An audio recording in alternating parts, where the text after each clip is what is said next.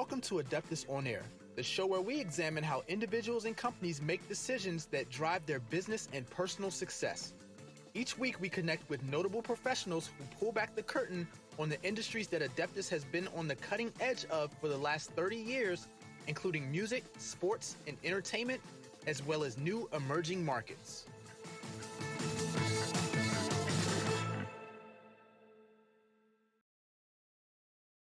Hello, hello, hello. Welcome to another episode of Adeptus On-Air. I'm your host again, Mike Hoffman, and today I'm joined by Ralph Velasco. Ralph, how you doing today? Hey there, I'm doing great. Thanks for having me on. Oh, no, pleasure to have you. Ralph is a full-time travel photographer and international tour organizer, having led over 120 highly rated international tours in well over 30 countries on 7 continents. While not traveling, Ralph is based in Chicago. However, he is known to spend 8 to 9 months, maybe even more of the year, not in Chicago, traveling around. Sounds like a pretty busy schedule. Yeah, I'm typically on the road, either scouting my trips, organizing them, leading them, in between. Yeah, about to hit the road next week for 2.5 months. Where are you going? Off to northern Spain, Bilbao, and to southern France, the Dordogne region. Oh, nice, nice, nice. Are all Yeah, these things first timers, or are these places you've been before and you're just going back with the tour group? I've been before. Bilbao, I'm going to scout to see if I would like to move there because I'm Hmm, looking to move to Europe. And France is a group trip. And then after that, I'm coming back to the castle that we stay at, and I'm going to be the caretaker there for a couple months. So that should interesting. be fun. What is involved in being a caretaker of a castle? I'm told not too much. You better hope not, right? Yeah, I hope not. Mostly kind of taking care of the dogs that are there and shutting the castle door at night. Yeah, should We have dog sitters here, but it's a little different, I guess, if they get to stay in a castle. So yeah. that that's a pretty cool. So how did this entire thing come about? I mean, I know a lot of people who love to travel, but obviously most people don't do it to the extent and volume that you do it. So how do we get from wherever you were in your life to this? Yeah, it's a long road. I always say it only took me 45 years to figure out what I want to do with my life. Most people never do, so I suppose I'm lucky in that sense. Yeah, yeah, yeah. I've always been a traveler since high school. I've been traveling to Spain and Peru and Venezuela. Lived in Mexico City for a summer. So I've been traveling for quite a while. Mhm. But back then, in the late '70s, early '80s, '90s, we didn't have the internet and social media and digital photography and all these things that we have today. And so when the dawn of digital photography, which I'll say is right around 2000, Yeah. happened, I saw an opportunity that there might be people that are learning their new digital devices and wanting to learn how to use them properly. And so I bought mine and tried to learn it very quickly and started teaching people how to use the devices, but Yeah. also what to point them at, not just the technical part of the cameras, but how to use them, compositionally and Mhm. artistically. So that's kind of how I separated myself. And then little by little, I started doing just one on ones with people, maybe across the kitchen table. And then I moved out to California where I thought I could do the business more full time. Yeah. But at the same time, I was a financial advisor just to have Oh, okay. some sort of a living. Mhm. And so from 2005 to 2008, I got my licenses. I was a licensed financial advisor. But we all know what happened in September of 2008. We Yeah. had the financial crisis. And even as a financial advisor, that was actually the best thing that ever happened to me because it kind of was a kick in the pants that I needed to get out of being a financial advisor, which I didn't really enjoy, and to pursue full time what I was doing part time at that time, which was teaching Mhm. photography and running these little tours. So there's the photographic aspect of all these trips, and we'll talk about later, the books that you've done and so forth. Uh, but now at this stage, even whatever, as you said, 45 years later, 30 years later, whatever it may be, is the focus on these trips still the photography, or has it kind of evolved as to why you're doing this? Yeah, no, it's evolved. When I first started out, I had this dream of leading photo workshops, which at the time there weren't too many people doing that. They were mostly the top level photographers around the world that were, doing international trips and Mhm. taking people with their, big boy DSLR cameras and stuff. But as digital photography came about, and especially smartphone photography, that Yeah. really evolved. Yeah. But I realized early on that leading 10 to 12 photo workshops a year was going to be really difficult for me, the tour leader, Mhm. because those are every sunrise, sunset, and image reviews, photo walks, and one-on-ones, and it's a lot of pressure on the tour leader, for everyone to get their shots, Mhm. and to do that 12 times a year is brutal. Yeah. So I started to sort of back away a little bit from that and calling my trips cultural tours with a focus on photography. So photography was a part of our trips. It wasn't the sole focus of the trip. And let's face it, most people when they're away, they want to take pictures, but some of them might not care about the perfect shots. They want to get the shot with the cool background or with the historic landmark, and so forth like that. So I think you're now affording them the ability, to do both. So these group tours that that you do right now, where are your clientele coming from? They're mostly from the US, of course, English speaking countries. So I Mhm. do get Australia, UK, etc. But there are people that are that I've spoken to a lot. I do a lot of public speaking, and so I get a lot of people from that. As I mentioned, I started out doing one-on-ones with people, speaking at the local city of Newport Beach Adult Community Center and Mhm. University of California Irvine Extension Yeah. Program and Mhm. things like that, where I didn't need a teaching degree, but I could test my ideas and start to build a little bit of a following. Mhm. So that's how it started, and just slowly from there, it turned into half day tours and then full days and then long weekends, and then I'd start bringing groups back to Chicago, where I'm from, so I could get a free trip, and then I started doing only international tours, and that's where I'm at right now. And how many? I know we said earlier you might be gone 8 to 9 months a year, but how many tours a year do you think you're doing? Yeah, anywhere from 10 to 12, just depends. And you're always expanding what countries and so forth you're doing for those tours?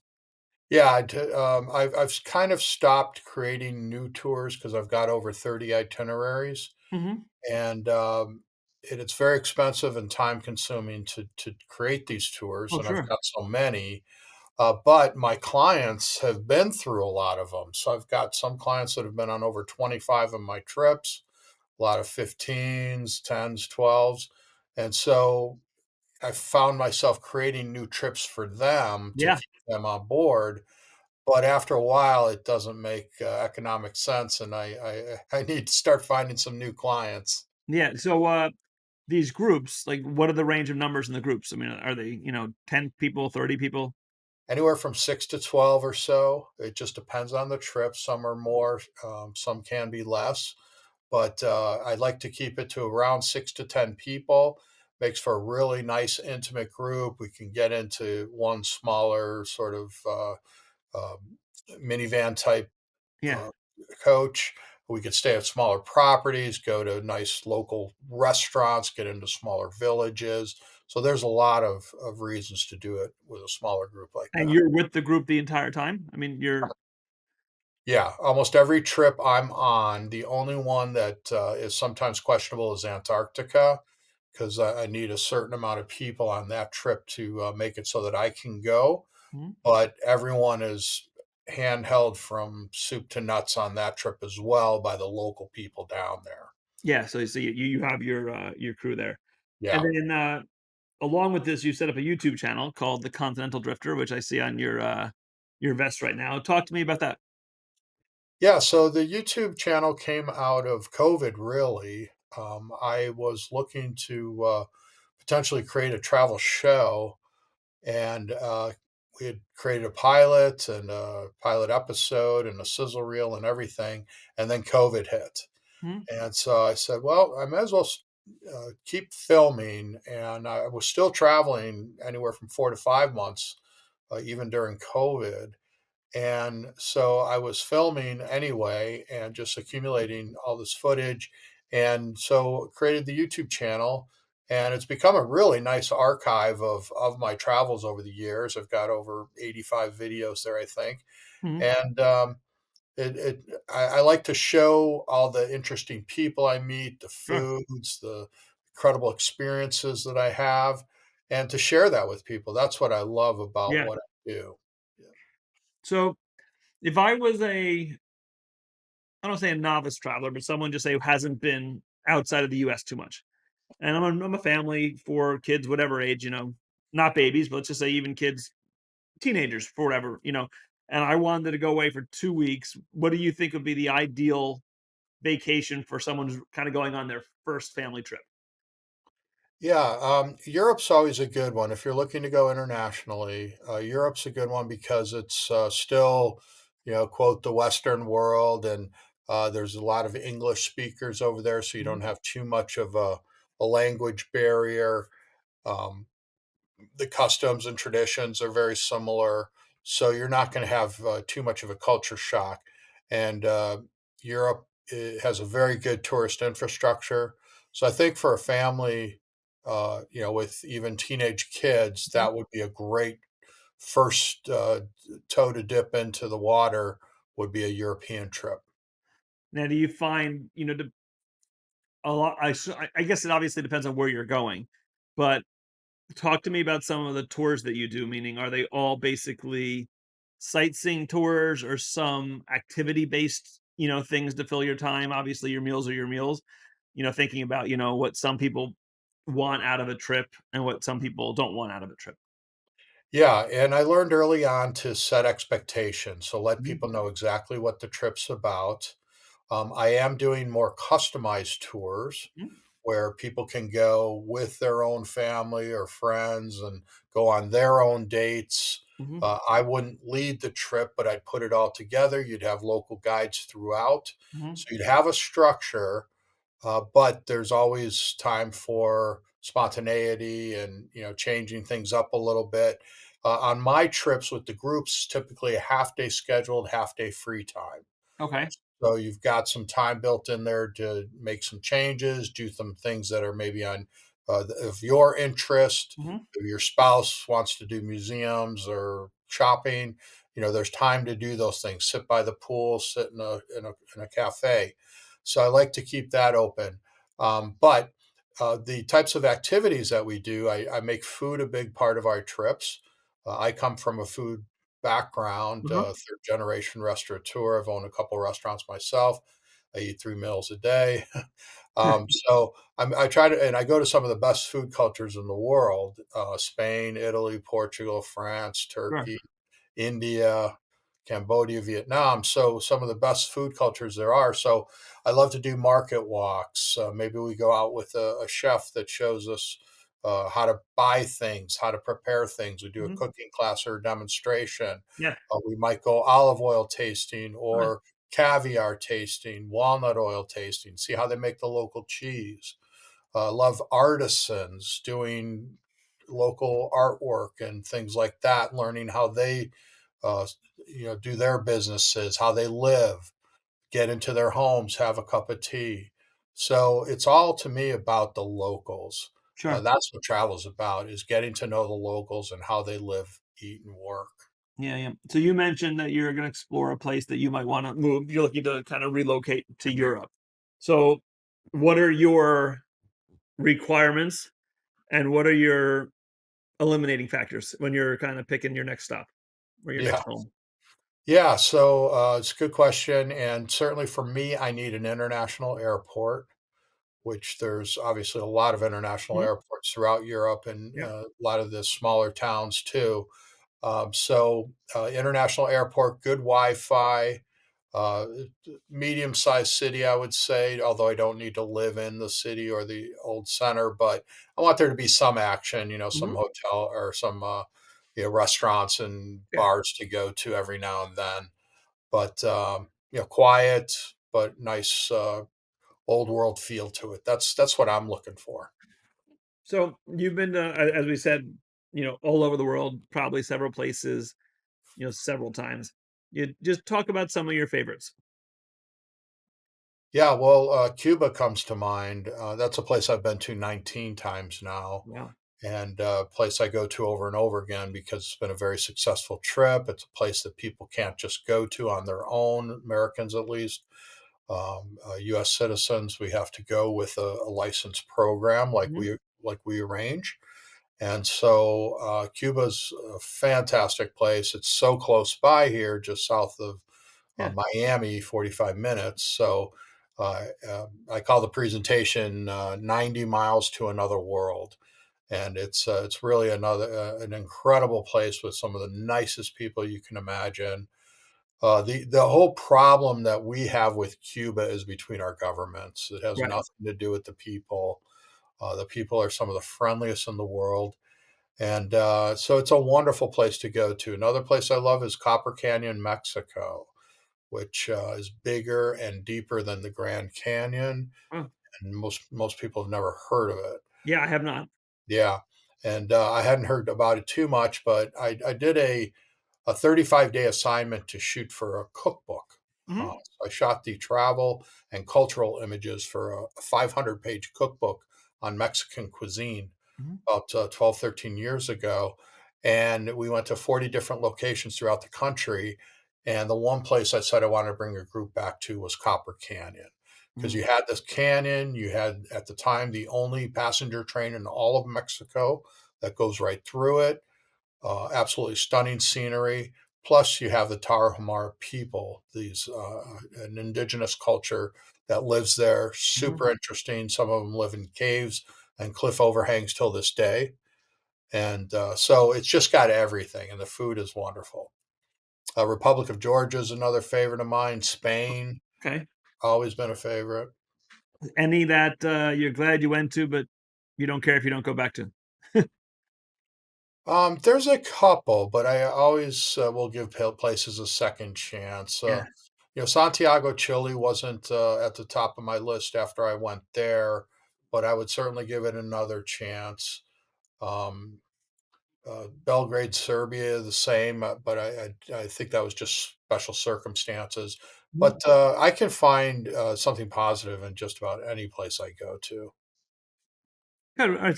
So, what is your, as I kind of alluded to before, so now let's just say you were traveling for you, not for a group. There's obviously different kinds of vacations. There's an African safari. There's a resort with a lot of lounging. There's a place with a lot of historical landmark. What is your cup of tea? If you were going solely for pleasure and not for business, what would be your ideal place for that?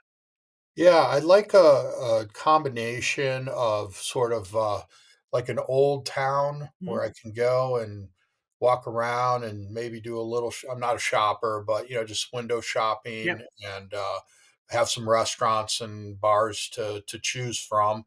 Little action, some people walking around, some people watching. But I also like a beach where I can go and just jump in and perhaps it's quiet and not too crowded. I'm not big on crowds, so I like to get out earlier before the heat of the day, the crowds, Mhm. before other tourist crowds. That's just my biggest tip is just get out a little bit earlier than everyone else, and you'll Sure. have almost any place to yourself. So that's my kind of vacation is because my trips are they're I don't want to say go go go, but we've got a schedule, Yeah. half day scheduled, half day free time. You have to. There's some walking around and stuff, but to me, a vacation would be kind of sitting on a beach and hanging out Right. and drinking pina coladas. Well, that's the thing. Some people want a vacation to relax and recharge. Yeah, Some want a vacation to I want to see as much as I can see. I want to get up early, stay up late, and I'll worry about being tired when I get home. that's right. You know, now I've heard people complain. They've come back from vacation and they need a vacation because That's they're right. so tired and they're more run down than they were before they went. So it's interesting how everyone's views on that are different. So talk to me about you mentioned it briefly before, but talk to me about some of the books that you've authored. Yeah, so the books are based around this idea of, Hmm. people wanting to see so much of a place that they end up missing everything. Hmm. And I'm the more I travel, the older I get, the more I like to travel deeper and not wider. And what I mean by that is doing a more deep dive into less places Uh huh. than trying to see a little bit of a lot of places, because that tends to require that you're in a vehicle, 6 or 8 hours a day just to get from one place to another, depending where you are. I used to have a wonderful Morocco trip, but it was a lot of, behind the wheel time where Yeah. just Yeah. getting from one place to another. And it's a Hmm. 2 week trip, Yeah. Yeah. but that gets old real quick doing that. Um, Yeah. so many times a year. So to me, it's more about doing a deep dive into one, maybe two locations, packing and unpacking once, maybe twice, Hmm. and trying to avoid the bigger capital cities that Yeah. are much more crowded. Hmm. I've got to worry a little bit about people getting pickpocketed or scammed, so I like these really off the beaten path places where we can go and perhaps take over the whole hotel Yeah. ourselves, Sure. even though we're only 6 or 10 people. And then we know it's just our group there. Yeah. And that can be a really wonderful type of vacation. Yeah. Absolutely. All right. Let's just do a little rapid fire before we wrap this up. So I'm going to ask a quick question, name a place or whatever that first comes to mind. I know we talked about a lot of your international travel. Your favorite place in the United States? I would have to say the American Southwest, which is fascinating. Yep, and Okay. Southern California. So favorite. Where's your favorite food when you travel? I love Cambodia. Cambodian food's fantastic. The Georgian food is wonderful. Spain, Uh, Favorite culture? probably India. India is just so interesting and so different. Fascinating place. Nicest people? Hmm. I would Cuba immediately comes to mind. Mhm. Cuba, yeah. All right. We talked about best food, but let's pinpoint a little bit. Best desserts. Ooh, desserts. I'm not a huge desserter, but I the best ice cream I ever had was probably in Bulgaria, of all places. So I love ice cream. Best scenic views. Turkey comes to mind, the Mediterranean coast of Turkey. The northern part of Romania is one of the most beautiful places I've ever been in my life. Stunning. Interesting.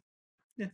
It's you talk to people what's nice is you're mentioning really, I don't want to say obscure places, but places that a lot of people haven't gone to. Like you mentioned Cambodia or well, so it's really an interesting perspective as opposed to someone who's hit kind of what I'll call the common stops. The Spains, the Frances, the Italies of the world. You're obviously taking a deep dive and taking it even further. So which is great. So just mention to the listeners how they can kind of find you both on YouTube and on social media platforms.